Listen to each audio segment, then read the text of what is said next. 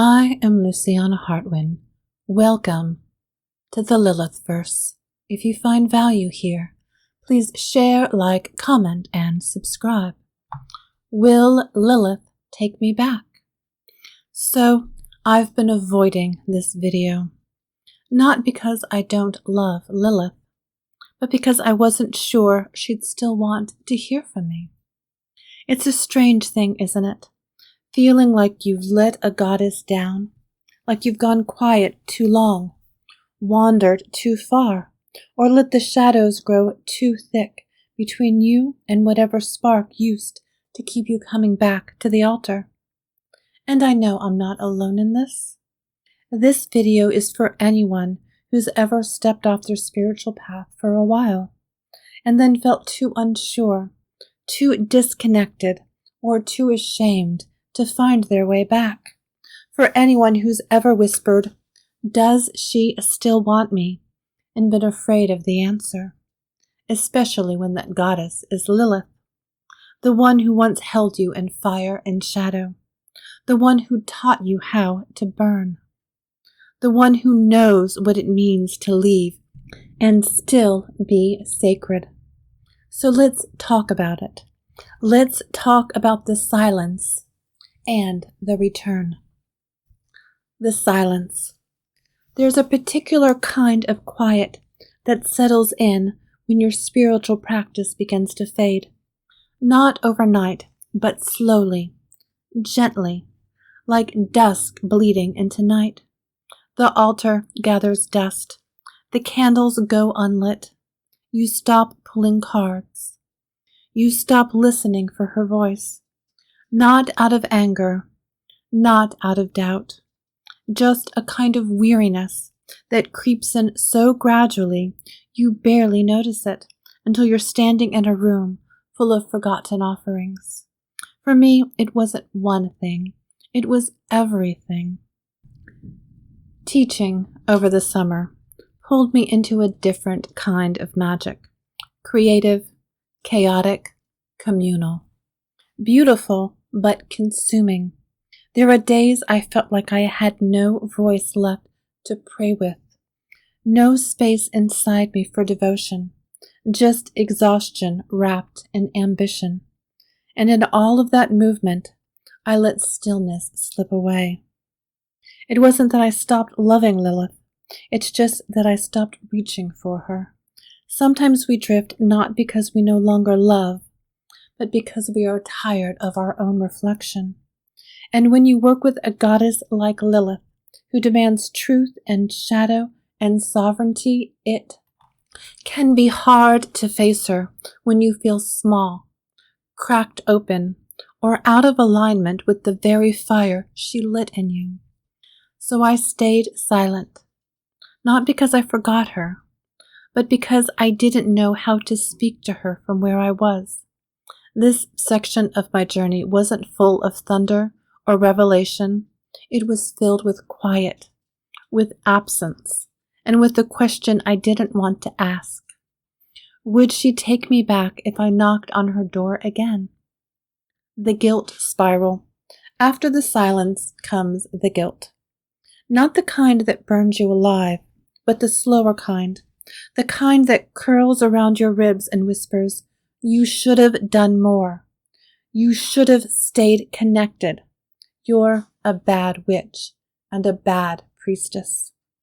I felt like a neglectful devotee, like I'd made a promise and then ghosted the divine, like maybe I'd broken something that couldn't be repaired.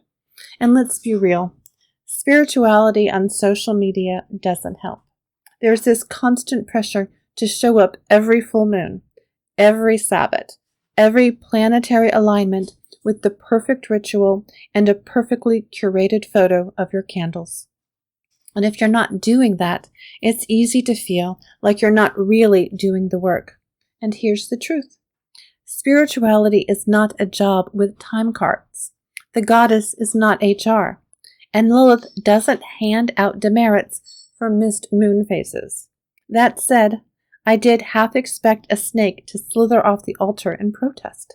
Maybe leave a little, "Dear Luciana, we're done," note in rose petals and ash, which honestly would have been kind of iconic. But no, there was no thunder, no divine breakup letter, just me and my guilt, and the quiet fear that maybe I'd lost something I couldn't get back. The thing is, guilt can masquerade as devotion.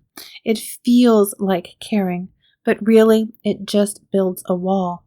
And the longer you sit in it, the harder it is to reach for the goddess again. But as I would come to realize, Lilith is not in the business of guilt. She's in the business of truth. But Lilith isn't like that. You know, it hit me one night, somewhere between feeling guilty for not lighting a candle and debating whether or not to redo my altar, that Lilith isn't like that.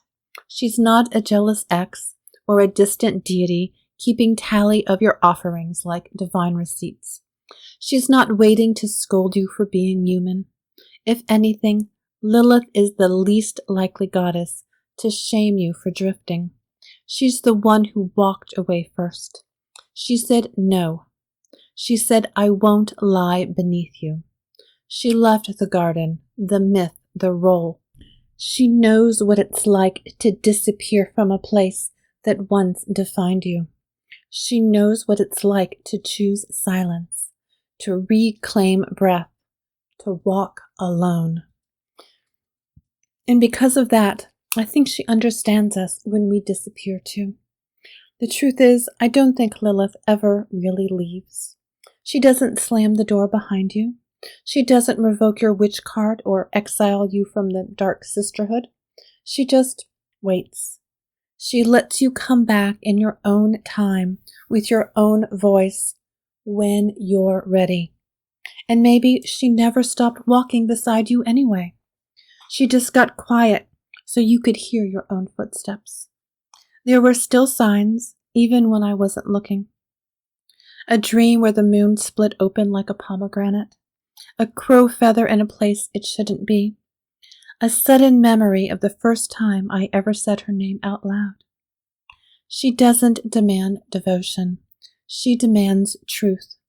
So when I finally said, I want to come back, I didn't feel judgment. I felt recognition. If any goddess will welcome you back without bitterness, crown you again in shadow and say, what took you so long, darling? It's Lilith. She doesn't need you to be constant. She needs you to be real. Reconnection isn't performance. One of the biggest lies we tell ourselves is that we have to earn our way back. That if we've been gone too long, we need a grand gesture, the perfect ritual, the right incense, a full moon with no clouds and a heart perfectly aligned. But here's the truth. Reconnection isn't performance. It's not theater. It's not penance. You don't have to prove your devotion with fireworks.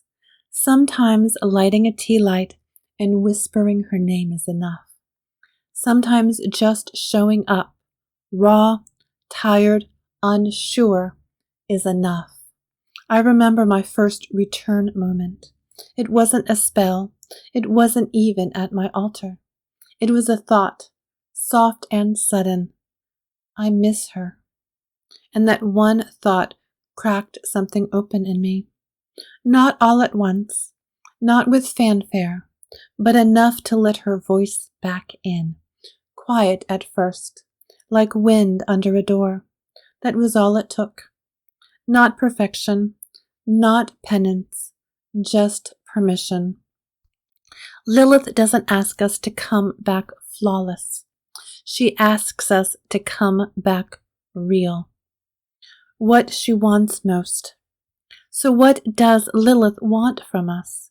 Not perfection, not flawless devotion or elaborate ritual performances. Lilith doesn't need us to be tidy, aesthetic, or always sure of ourselves. She's the goddess of chaos, of rebellion, of sovereign truth. I don't think she's watching our practices with a checklist. I think she's watching our choices, especially the ones we make when everything is unraveling. I believe Lilith wants us to keep choosing ourselves, even when we're messy, especially when we're messy. She wants our truth, our voice, our will, even when it shakes. So if you're wondering how to reconnect, maybe start by asking, what does my power look like right now? Not when I'm on my best, but now. What truth have I been afraid to speak? What part of me have I abandoned? And am I finally ready to call home? You don't have to be perfect to come back to her. You just have to be willing to come back to yourself. And that's the doorway she's always waiting at. If you're listening, Lilith. If you're listening, Lilith, I missed you. I needed the silence. I needed to forget for a little while who I thought I had to be, but I never stopped being yours. I'm not here with offerings of perfection. I'm not lit up like a ritual candle, glowing and ready. I'm here, quiet, raw, a little frayed around the edges, but I'm here. Take me back, not because I've done everything right, but because I'm ready to remember who I am. The version of me you saw before I even knew she existed. The one who walks in shadows and walks her own crooked path. The one who never belonged in a cage, no matter how pretty it looked. If you're watching this and you feel the same, say it aloud, whisper it, scream it, cry it. Lilith listens when we speak with our whole hearts. Call her name and call yourself home. Devotion isn't a straight line. It's a spiral, a tide, a dance. We are allowed to leave and return. We are allowed to grow. We are allowed to change what worship looks like as we change who we are. If you've ever felt like you couldn't go back, know this: you never really left, and neither did she. If this speaks to you, I'd love to hear your story in the comments. Have you ever drifted from a goddess? Did she take you back? How did you find your way home? We're not alone in this, and there's power in sharing the journey. Thank you for walking with me. If you found value here, please share, like, comment, and subscribe. I am Luciana Hartwin. Thank you for joining me today here in the Lilith verse.